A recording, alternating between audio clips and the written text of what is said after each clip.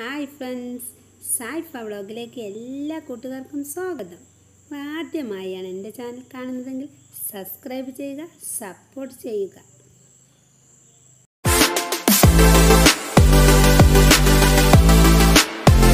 ഉണ്ടാക്കാമെന്നുള്ള അതിനുള്ള പ്രശ്നമാണിത്. ചിക്കനിപ്പോൾ ഇതിൽ എന്തൊക്കെ ഇട്ടെന്ന് ഒരു പ്രാവശ്യം കൂടെ പറഞ്ഞുതരാം.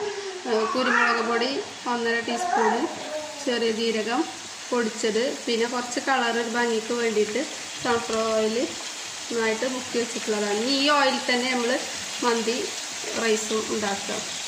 കുറച്ച് എക്സ്ട്രാ ഓയിൽ ഉണ്ടായാലും കുഴപ്പമൊന്നുമില്ല.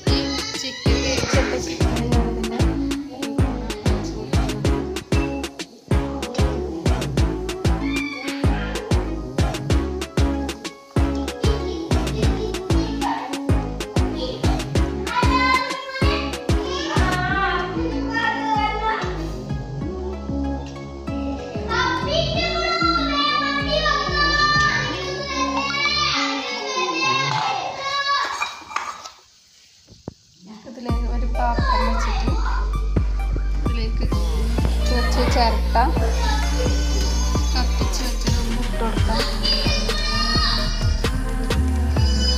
കിടക്കൊന്ന് ഇളക്കി നോക്കണം കേട്ടോ, അല്ലെങ്കിൽ അടിക്ക് പിടിക്കും. വെള്ളം പറ്റുന്നുണ്ടോ എന്നൊക്കെ ഒന്ന് നോക്കി ഇടയ്ക്കിടക്കൊന്ന് നോക്കുക. വീണ്ടും അടുത്തൊന്ന് വറ്റിച്ചെടുക്കാം. അപ്പോൾ ഇതിൽ ചിക്കൻ നമുക്ക് ആയിട്ടുണ്ട്. ഇതൊന്ന് നമുക്കൊരു പാത്രത്തിലേക്ക് മാറ്റി കൊടുക്കണം. ഇതിൽ എണ്ണ നമുക്ക് ആവശ്യമുണ്ട്. റൈസ് വെന്ത് കഴിഞ്ഞ് നമ്മൾ ദമ്മിടുമ്പോൾ അതിൻ്റെ മുകളിൽ കൂടെ ഒഴിച്ച് കൊടുക്കാൻ ഇതിൽ ഓയിൽ നമുക്ക് ആവശ്യമുണ്ട് കേട്ടോ. അത് നമുക്ക് ഇതിലേക്കൊന്ന് മാറ്റി കൊടുക്കാം. ആ പാത്രത്തിൽ നിന്ന് ഞാൻ എടുത്ത് വെച്ച പാത്രത്തിൽ നിന്ന് വേറെ വലിയൊരു പാത്രത്തിലേക്ക് മാറ്റിയിട്ടുണ്ട് കേട്ടോ. അപ്പോൾ കുറച്ച് സൺഫ്ലവർ ഓയിൽ കൂടെ ഒഴിച്ചു കൊടുത്ത് കുറച്ചും കൂടെ ഒഴിച്ചു കൊടുത്ത് നമുക്കിതൊന്ന് അടച്ച് വെച്ചിരുന്നത്. എപ്പോഴാണ് ഞാൻ ഫ്ലെയിം ഓഫ് ചെയ്യുന്നത്, ഓൺ ചെയ്യുന്നത്. ഇതൊരു ഹൈ ഫ്ലെയിമിൽ ഇട്ടുകൊണ്ടൊന്ന് ചൂടാക്കണം കേട്ടോ. ചെറുതായിട്ടൊന്നും ഇങ്ങോട്ട് നല്ലോണം മുക്കാൽ വേഗമൊന്നും ആവണ്ട, ഒരു ആപ്പിളമായിട്ടൊന്നും ഇതൊന്ന് മാറ്റിയാക്കാം. ഒരു 4 പച്ചമുളക് ഇങ്ങനെ കുത്തി വെച്ചെടുക്കട്ടോ. അതിൻ്റെ സ്മെല്ലൊന്ന് ഇതിലേക്ക് അടുത്തപ്പോൾ ഞാൻ ഇതിൽ ആ ചിരട്ട കത്തിച്ച് വെച്ചിട്ട് കുറച്ച് ഓയിൽ സ്മോക്ക് ചെയ്തെടുക്കാൻ വേണ്ടിയിട്ടാണ്.